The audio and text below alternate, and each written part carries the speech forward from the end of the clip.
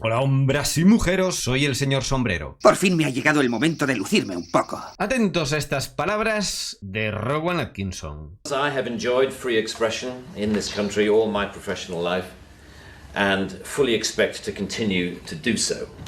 Personally, I suspect highly unlikely to be arrested for whatever laws exist to contain free expression because of the undoubtedly privileged position that is afforded to those of a high public profile. So my concerns are less for myself and more for those more vulnerable because of their lower profile. Like the man arrested in Oxford for calling a police horse gay. Or the teenager arrested for calling the Church of Scientology a cult. Or the cafe owner arrested for displaying passages from the Bible on a TV screen. Pues sí, estamos en ese punto en el que han detenido un tipo en Inglaterra por llamarle gay al caballo de un policía. Y no es una broma de Mr. Bean, sino una protesta seria de Rowan Atkinson en favor de la libertad de expresión. Pero el asunto es que ahora mismo hay una ola de censura arrasando medio planeta, por ejemplo, mediante un montonazo de nuevas leyes liberticidas, mediante represión policial de lo más absurda además, e incluso prohibiendo directamente el uso de ciertas redes sociales, por ejemplo en Brasil. Y de todo esto vamos a hablar, pero antes dejadme que os ponga en contexto porque lo que mucha gente no sabe es que todo este terremoto o maremoto de censura, lo que queráis, para algo que suene potente, tiene su punto de origen en un apacible pueblo de Suiza perdido entre las montañas. ¡Qué bonito! La verdad es que sí, Davos es una preciosa localidad de poco más de 10.000 habitantes que parece sacada de un cuento infantil, salvo por un pequeño detalle. Si haces movimientos sospechosos en una determinada época del año, es bastante probable que,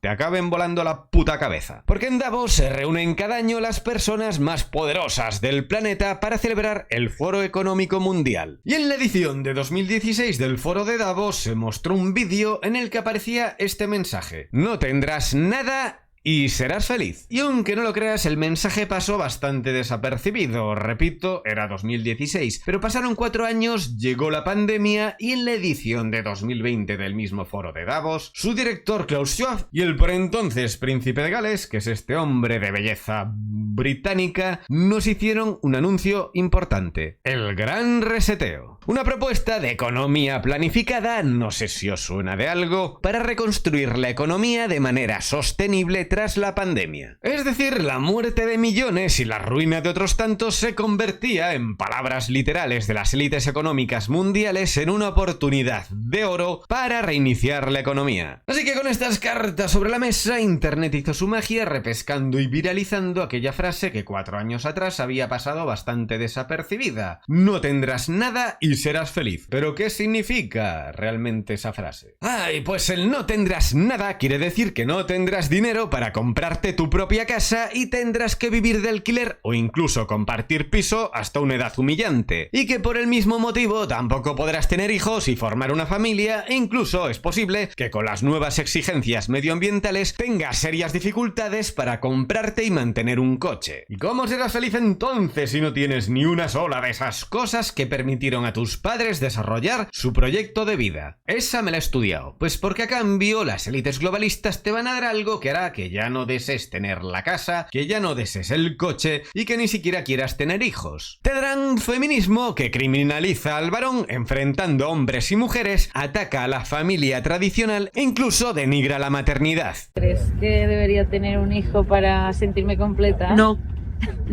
ni se te ocurra. O sea, También te darán ecologismo y en nombre del clima climático te tirarán de la oreja si tu coche no es eléctrico, te señalarán si pillas el avión una vez al año para irte de vacaciones y te acusarán de egoísta si osas traer otra vida a este planeta, porque para la religión climática los seres humanos no somos más que huellas de carbono cuyo rastro hay que borrar. Otra de las cosas que sí vas a tener es tu nueva conciencia antirracista para que no protestes si tu barrio se ha vuelto peligroso o si tu país ayuda a los de fuera mientras es incapaz de ayudar a los de dentro. Así que no tendrás ni coche, ni casa, ni familia, pero serás muy feliz, porque tendrás toda una ideología que te cuenta que eres un ser virtuoso y que además estás construyendo un mundo mucho mejor. Pedazo de imbécil. Y me di cuenta de que era una imbécil. Pero todavía no nos vamos a ir de Davos, porque en la edición de 2017 del Foro Económico Mundial se produjo otro acontecimiento que aún a día de hoy ha pasado bastante desapercibido. Os sitúo, Klaus Schwab, el presidente del foro, charlaba con Sergey Brin, uno de los dos fundadores de Google, o sea, mi jefe, un hombre espectacularmente atractivo, y así como quien no quiere la cosa, Schwab empezó a especular con la posibilidad de que ya ni siquiera fuese necesario volver a convocar elecciones nunca más, porque la tecnología llegaría a tal punto de desarrollo que nos permitiría predecir de antemano los resultados. Y entonces surge la pregunta, ¿cómo se podrían predecir los resultados de unas elecciones? Pues si dejamos de lado la posibilidad de inventárselos, se me ocurren dos maneras además totalmente complementarias. La primera sería utilizando el Big Data, es decir, analizando a gran escala y de manera exhaustiva los datos de todos los posibles votantes, para lo que sería de enorme ayuda que todo el mundo estuviese identificado en Internet mediante un carnet digital en el que quedasen registradas todas nuestras actividades en las redes, lo que incluiría, por supuesto, nuestras opiniones políticas. Y la segunda manera de hacer que los resultados fuesen predecibles sería condicionándolos. Es decir, teniendo una capacidad real de influencia sobre los votantes mediante el control tanto de los medios de comunicación tradicionales como sobre todo de las redes sociales. Así que si todo esto fuese posible, nos encontraríamos de repente en una nueva realidad, un reseteo, en el que ya no sería necesario volver a votar, o incluso se podría seguir haciendo, pero no sería nada más que un paripé para legitimar un resultado ya predeterminado. Y sí, en este nuevo mundo, para nada basado en hechos reales, la democracia no sería más que una ilusión, pero en cambio el nuevo sistema tendría una gran ventaja con respecto al actual, y es que sería mucho más estable, y la estabilidad es una condición esencial e indispensable para llevar a cabo una propuesta de economía planificada para reconstruir la economía de manera sostenible tras la pandemia. Firmado la Wikipedia, la enciclopedia oficial del globalismo mundial. Muy bien, señor Sombrero, todo esto que nos has contado está estupendo, pero ¿qué tiene que ver con la censura? ¿No es esto un vídeo sobre censura? Quiero decir, ¿estás tú censurando la censura? Te he pillado, sexy e inteligente cabronazo. No te precipotes, como creo que sois personas inteligentes, bueno, a no ser que justo hoy esté viendo este vídeo Óscar Puente, lo que vamos a hacer es que voy a poner una serie de ejemplos sobre censura alrededor de todo el mundo y ya vosotros decidiréis si encajan dentro del molde de todo lo que os he contado sobre el foro de Davos. Empezando por España, supongo que recordaréis que hace unos pocos meses el gobierno anunció la creación del pajaporte, o sea, un DNI digital para consumir no por internet, con la excusa, decían, de proteger a los menores. Pero como ya os comentaba yo en este magnífico vídeo, el pajaporte no era más que un caballo de Troya, porque el objetivo real era que la gente se fuese acostumbrando poco a poco a perder el anonimato en las redes y así finalmente imponer un DNI digital obligatorio para navegar por internet. Es decir, que con este DNI digital obligatorio, repito, las administraciones públicas pasarían a tener conocimiento de todas nuestras actividades online. ¿Y qué sucedió poco después de mi vídeo? Pues que el fiscal para los delitos de odio, el que podéis ver en esta foto de archivo estrangulando la libertad de expresión, declaró que veía necesario prohibir el acceso a redes sociales a quienes cometan delitos de odio en los casos más graves y que los usuarios estén debidamente identificados para acabar con las cuentas anónimas. En otras palabras, lo que yo os comentaba en mi vídeo, el siguiente objetivo del Estado omnipresente es saber quién opina qué en internet. Joder. No te escaparás. Y para acabar con España, frase que habrá puesto cachondo Otegi, nos vamos con algo más reciente. El plan de regeneración democrática ideado por la mente maestra de nuestro Pedro I el Sincero y por el que el gobierno, entre otras muchas cosas, pretende definir a su manera, claro, qué es un medio de comunicación y quiénes son los verdaderos profesionales de la información. Que ya os lo resumo yo, esta sí, este no. Este me gusta, me lo como yo. Y nos vamos ahora a Francia, cuna de las libertades y de excelentes deportistas africanos, donde han detenido recientemente al fundador de Telegram, Pavel Durov. Y la nueva pregunta es, ¿por qué lo han detenido? Pues porque le han acusado de permitir la comisión de delitos dentro de su plataforma, por ejemplo contra menores, por no haber puesto los controles de seguridad adecuados. Seré yo que soy mal pensado, pero yo cuando escuché esta noticia, más que de los niños del mundo, me acordé de los albises del mundo. Porque a ver, yo no he votado al vice ni lo voy a votar, pero si Alvise sacó 800.000 votos en las europeas fue porque se coló por una grieta del sistema llamada Telegram. Y si Alvise lo hizo en España, eso quiere decir que otros muchos disidentes podrían estar haciendo algo parecido alrededor del mundo, no necesariamente presentándose a unas elecciones, pero sí agitando el árbol de manera molesta. Y además tiene cierta guasa que detuviesen a Pavel Durov justo en Francia con la excusa de proteger a los menores cuando Macron empezó su relación con su mujer cuando él tenía 15 años y ella 40, así que si nos ponemos rigurosos, las detenciones deberían empezar por la primera dama. ¡Bien dicho! Y pasamos a Australia y Canadá porque en Australia ya han anunciado que será necesario un carnet digital por puntos para utilizar tus redes sociales. Es decir, que como si se tratase del carnet de conducir, te podrán ir restando puntos si dices lo que no debes y dejarte, por ejemplo, sin acceder a tu cuenta de Twitter. Pero no solo eso, sino que además la policía australiana tendrá acceso a la mensajería privada de los ciudadanos, así que amigo australiano, vigila tu cangurofobia porque lo mismo te queda sin Facebook. Y lo de Canadá diría que es lo más fuerte de todo. Porque su primer ministro, Justin Trudeau, se levantó un día por la mañana y le preguntó al espejo si había algún otro líder mundial más guapo y sociópata que él. Y como el espejo le tuvo que decir que sí, se propuso ser el número 1 del mundo con la llamada ley de daños en línea, por la que cualquier canadiense podría acabar en la cárcel por discurso de odio, por cualquier cosa que haya dicho en internet, incluso antes de que esta ley entrase en vigor. Así que si eres canadiense, puede ser que te detengan mañana por algo que escribiste en Foro Alces allá por 2007. Y seguimos nuestro tour mundial por Brasil, el país de Blanca, Ronaldinho y Xuxa. Os resumo la historia. Este señor, cuya sonrisa me ha hecho aflojar el ano, es el juez Alexandre de Moraes, uno de los jueces del Supremo brasileño que liberó al corrupto Lula de la cárcel por un tecnicismo. Pues de Moraes exigió a Elon Musk que cerrase las cuentas de ciertos opositores brasileños afines a Bolsonaro. Y ahí la cosa se complicó porque Elon no solo desobedeció, sino que decidió ir con la verdad por delante y le soltó al juez que se parecía bastante a Lord Voldemort. Y no os lo vais a creer, pero parece ser que el juez no era muy fan de los parecidos razonables porque contraatacó amenazando a Elon con multar a Twitter e incluso detener a algunos de sus empleados en Brasil. Perdón, este comentario me lo podría haber ahorrado. Y como Elon no nombró a nadie, Twitter estuvo legalmente prohibido en Brasil durante 3 semanas hasta que nuestro rebelde multimillonario cedió ante el juez chantajista para recuperar a sus 22 millones de usuarios brasileños. Un final de mierda. Y para finalizar con Brasil, un último apunte de manipulación mediática. Supongo que recordaréis que durante los 4 años de mandato de Bolsonaro, los medios de comunicación no paraban de hablar de los incendios del Amazonas y que todo era culpa del fascista de Bolsonaro. Pues mirad estos datos que he sacado del Instituto Nacional de Investigaciones Espaciales de Brasil, en los que he destacado en verde los kilómetros cuadrados quemados durante el gobierno de Bolsonaro y en rojo los de los gobiernos de Lula. Sacad vuestras propias conclusiones. Y para acabar el vídeo ya os adelanto que vamos a escuchar de nuevo a Rowan Atkinson, que nos tiene que contar qué está pasando en el Reino Unido, que ya ni siquiera se le puede llamar gay a un caballo, pero primero hay que hacer una parada obligatoria en probablemente el país clave de todo esto, los Estados Unidos de Norteamérica. Lo primero que tenéis que saber es que en 2022 la momia Biden, ahí donde lo veis, creó en Estados Unidos un Ministerio de la Verdad, la Junta de Gobernanza de Desinformación. Básicamente un departamento dentro del propio gobierno que se encargaría de decidir todo lo que es cierto y lo que no. Y para que veáis de qué iba la cosa, al frente puso además a la típica feminista simpatizante del Partido Demócrata, lo que en Estados Unidos se conoce como una Karen y aquí llamamos una Charo o Charito. Fiesta del pijama.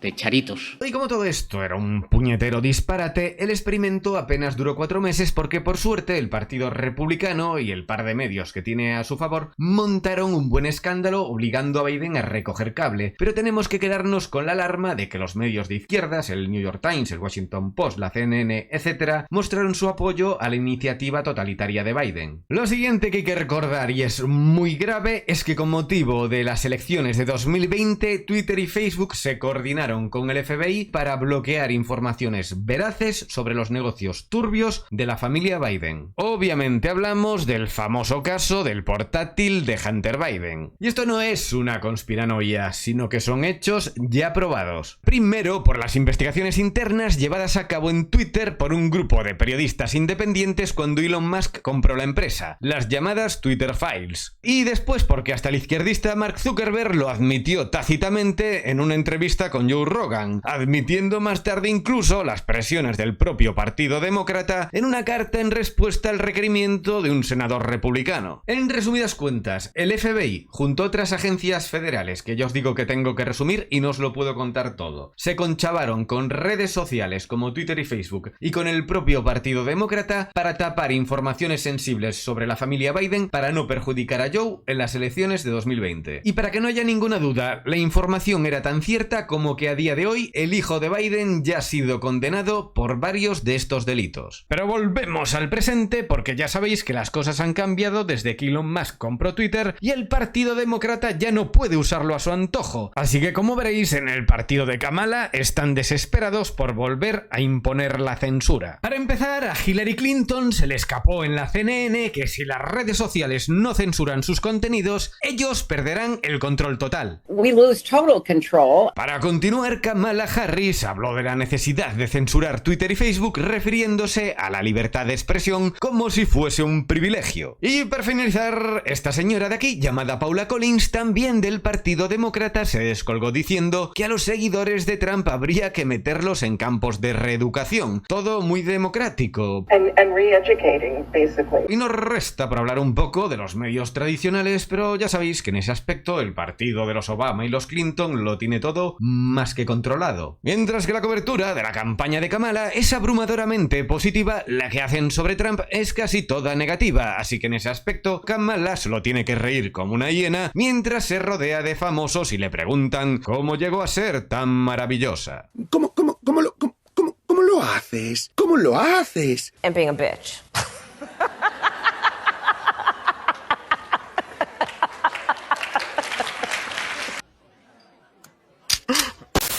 La verdad es que no me parecen unas elecciones muy justas cuando uno de los candidatos tiene que sobreponerse a 2 intentos de asesinato, mientras que la otra no tiene que soportar ni un intento de entrevista. Así que en conclusión, y conectando con las ambiciones del foro de Davos, creo que es legítimo plantearse al menos si en estas condiciones de censura en las redes sociales y con los medios tradicionales totalmente vendidos a la ideología woke, ¿eres más machista o más racista? No estamos asistiendo ya a la escenificación de una democracia ficticia en la que las elecciones no son más que un trámite para legitimar la voluntad de unas élites a las que paradójicamente nadie ha votado. A veces hay cosas que es mejor no saber en este mundo. Y sé que esto que acabo de soltar suena a acusación grave, pero os voy a leer ahora un párrafo publicado en la revista Time, que para quien no lo sepa es algo así como la revista por excelencia de las élites globalistas, justo después de que Biden ganase las elecciones. Y si no suena a confesión, ya me diréis vosotros lo que es. Empiezo. Es por eso que los participantes quieren que se cuente la historia secreta de las elecciones de 2020, aunque parezca un sueño febril paranoico. Atentos ahora que es cuando vino lo fuerte. Una camarilla bien financiada de personas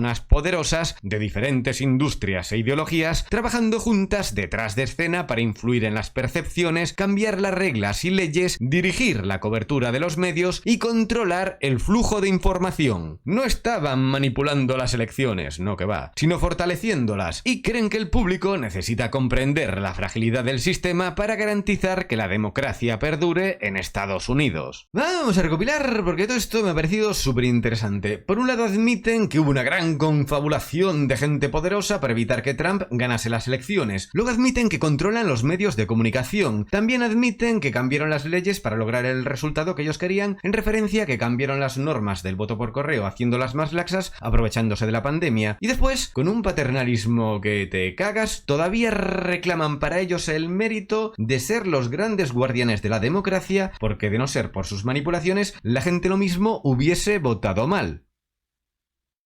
A mí esto como poco ¿Poco? Me suena a oligarquía. Y estoy de acuerdo en que la gente es más tonta que un cipote, porque si no, no se hubiese dejado manipular. Y nada más, hoy estoy cansadete, así que os voy a dejar con Mr. Bean y sus muy sabias palabras, pero antes suscríbete si te ha parecido interesante y no me conocías antes, dale al like y comenta si crees que lo que he dicho es relevante y merece más difusión, porque es la manera en la que el algoritmo detecta el interés y lo comparte con más gente, y si no... Tranquilo, no pasa nada. Así que nada, os dejo con Mr. Bean. The clear problem with the outlawing of insult is that too many things can be interpreted as such. Merely stating an alternative point of view to the orthodoxy can be interpreted as insult. And because so many things can be interpreted as insult, it is hardly surprising that so many things have been, as the examples I talked about earlier show. It is what you might call the new intolerance. A new but intense desire to gag uncomfortable voices of dissent. I am not intolerant, say many people. Say many softly spoken, highly educated, liberal-minded people. I'm only intolerant of intolerance. And people tend to nod sagely and say, oh yes, wise words, wise words. And yet if you think about this supposedly inarguable statement for longer than 5 seconds, you realize that all it is advocating is the replacement of one kind of intolerance with another, which to me doesn't represent any kind of progress at all. We need more robust dialogue, and that must include the right to insult or to offend. The storms that surround Twitter and Facebook comment have raised some fascinating issues about free speech, which we haven't really yet come to terms with. Firstly, that we all have to take responsibility for what we say, which is quite a good lesson to learn. But secondly, we've learned how appallingly prickly and intolerant society has become of even the mildest adverse comment. The law should not be aiding and abetting this new intolerance. Free speech can only suffer if the law prevents us from dealing with its consequences. As Lord Dear says, you know, the freedom to be inoffensive is no freedom at all. Thank you very much.